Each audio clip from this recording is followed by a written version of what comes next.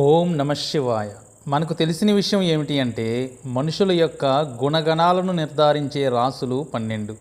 అలాగే ఆ పరమేశ్వరుని జ్యోతిర్లింగాలు కూడా 12. ఒక్కొక్క రాశి వారికి ఒక్కొక్క జ్యోతిర్లింగ క్షేత్ర దర్శనం చాలా ముక్తిదాయకం, అంటే వాళ్ళకి అత్యంత ఫలితాన్ని ఇస్తుంది. మేషం రామేశ్వరం, వృషభం సోమనాథ్ జ్యోతిర్లింగం, మిథునం నాగేశ్వరం, కర్కాటకం ఓంకారేశ్వరం.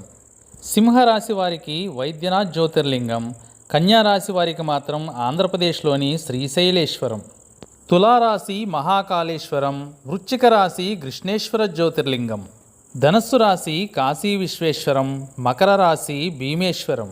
అలాగే కుంభరాశి వారికి కేదారనాథ్ జ్యోతిర్లింగం, మీనరాశి వారికి త్రయంబకేశ్వర జ్యోతిర్లింగం. ఈ విధంగా ఒక్కొక్క రాశి వారికి ఒక్కొక్క జ్యోతిర్లింగ దర్శనం చాలా మంచి జరుగుతుందని భక్తుల విశ్వాసం. ఓం నమ శివాయ.